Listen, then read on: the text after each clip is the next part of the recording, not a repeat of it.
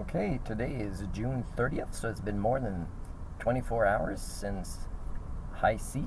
I seek a slave to the roles that we need for them to play. In their termination of my contract letter, although I told them it's not a legal contract because as soon as I signed it as well, which is a copy and paste of the job description, if it was a contract, they were in violation of it. And I said, well, what do you mean? Well, for example, it was promised power, and there's no power. But how come?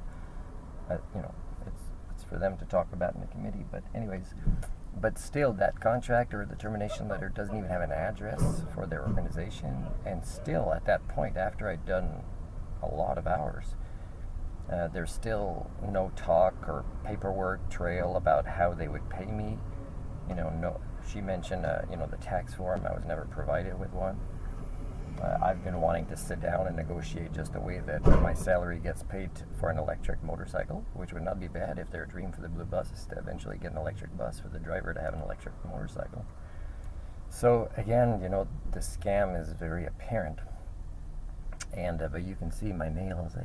My nails are all really nice because when you have the theory of HSD, which allows me to predict at whatever level people suffer, how they're likely to act and prepare for it, doesn't mean I looked for a place to go because they gave me 2 hours, which is the nastiest thing you can do when you'd already made your decision. And they did it to protect themselves, thinking I was a bad guy who would go crazy. And as much as I proved to them that's not who I am, their own would not believe it. Even if they'd known me 10 years, they know their behaviors leaves people on shaky ground. But they don't know how stable I am compared to the norm. Still, it's not nice to not have made preparations because they could have known before. But maybe they were worried I'd leave upset if I knew early. But when you give 2 hours to somebody, I'm pretty sure they'd be more upset. And that's the nonsense that they have, right? And their lack of communication.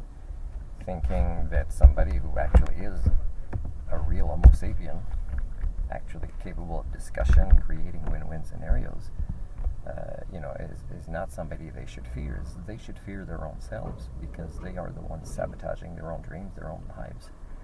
I'm just doing the role modeling of what an Homo sapien would do, and I tell you, at this stage of history on this planet, since I've been born, it's kind of a lost cause to do that. So anyways, I just wanted to say that I'm not in a rush to contact them, but when I contact them, it'll be asking them for their legal address, if they have any representatives that I should name in the papers, and also when they said I owed them 60, again, they haven't provided any documentation of numbers of everything, except for the copy and paste that says really this time they added no overtime pay, which again has to be defined. Is it by the provincial laws? And the provincial laws are, a certain amount of hours, which I'd have to look up before it becomes legally having to be. Now, sometimes a contract between people would be able to bypass that, except that it must have the details and the reasons of why to bypass that. You can't just say we're not going to pay you overtime hours. And you agree, and there's not even like a limit, or there's not.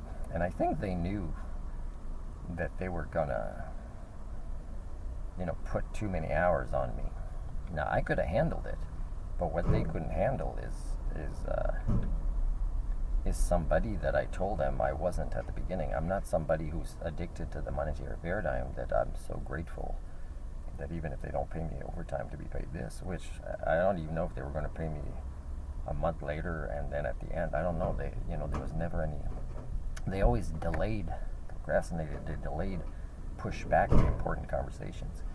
So again, there's no contract, but anyways, they'll have to explain this to the judge. And a lot of them were shaking, interacting with me, and they think it's because I'm the villain, and it's because I'm Captain Accountability and Dr. Humanix. So, I'm not going to say yes to slavery, they did.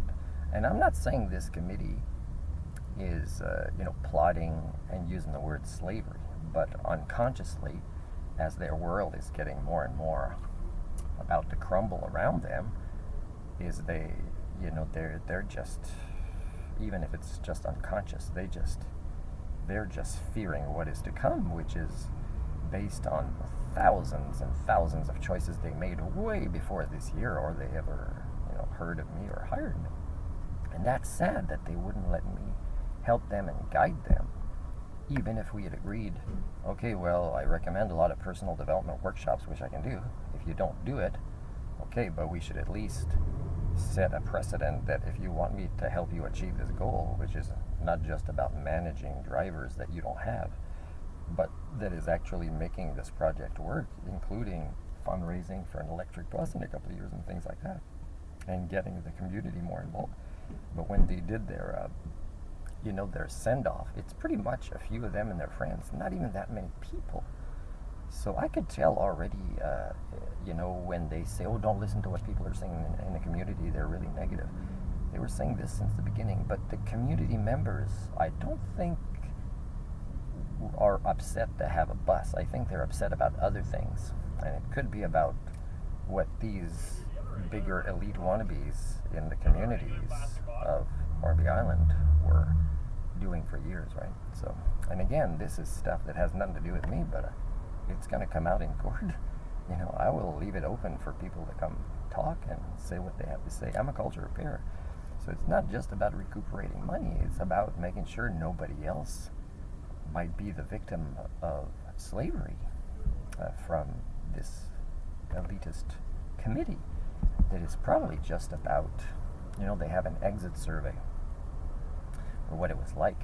And just hearing what it was like for people and remembering that more than 10 years ago I'd been there, and how hard it is to get a place, and the ferries are so dysfunctional, and it's been like this for so long. I think a lot of people, even people that are in business and that benefit from the consumerism of tourism, is I think what they want is to get the funding to boost tourism, but not to have the tourists there, is really what it seems like to me. So if I did this exit survey, I would say, in my opinion, although it may be semi-unconscious, but again, this is like slavery, right? This is money laundering, human trafficking. There's a strong impression that what explains things, and it could be unconscious, is the tax dollars or the tourism funding, even from government or whatever, is appreciated to come in, but not the tourist part. The tourists should visit online, and that's not COVID related. I think it was always like this, right? You hear people talk, and of course, they say some of the tourists are rude and bad, but they don't realize that, the ferries, the stores still closing pretty early, not really informing people about things properly before arriving or on the ferry. Their supposed office at the door, it should talk to people, when they leave, or mostly when they leave, they've already gotten what they wanted from the tourists, even though they leave upset. And who's going to win the $200 gift certificate from this survey? It's probably the ones who, 1 out of 10 who might have said something nice, right? So this is not a scientific survey, right? It's we'll buy your testimony. If it's good enough, you'll be getting the $200. So this kind of corruption is also supported by all sorts of industries that launder money. So that's why the people that see money as the world's ideology, and these folks do, de-escalate their humanity in ways, and their ethics, and in ways that they know is gone. And eventually that reality will hit them in the face, because they'll be presented with somebody who knows articulate and who says, that's not okay. And that's really what put them in shock in interacting with me, and what made them shake is they really believed that their gifts, that they were never clear was a gift or not. Depending on if I'd make a good slave, then it'd eventually be a gift. If not, it's part of this, maybe this $60 that they say I owe them, although they never presented me with anything related to the numbers, right? Because they're waiting to see how easy they can domesticate me, even though from the beginning I made it very clear, for example, in the interview, I'm not the kind of driver that could work for BC Transit because I don't agree with breaking the rules of law or putting people at risk. And I could tell you that 90% of the routes designed are like that, that if the drivers want to brake, they have to, in between their cycles, they have to follow that route and even push it. And you don't see a lot of police officers pulling over buses.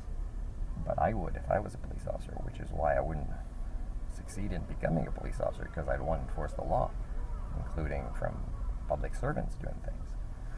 So again, it was a very tight route. I could have done it, but again, it doesn't give the community.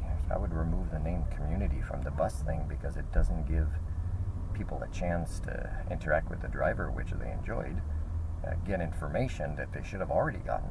Let's say they're tourists about the island. I don't mind when I learn to pass it on, but really every passenger that got on really put me behind my schedule. Oh, a lot of people, there's so much work for this schedule, blah, blah, blah. And the ferry and the bus never coincided, really. So, I mean, it's not about that, right? It's about we put in effort. We want to believe some sort of miracle will happen in our dream, even though we're the biggest sabotagers of our dream.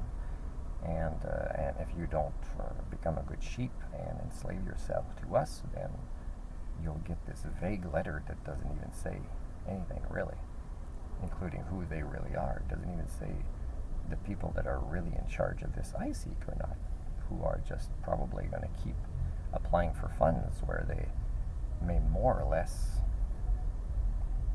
see them give back to a community that probably despises them in a way, and that still won't be thinking long term, right? Because there's so much on shaky ground right now that just surviving one day at a time is something they can't do with the captain of accountability. It's too stressful. Their ability before they met me could survive their own days with their own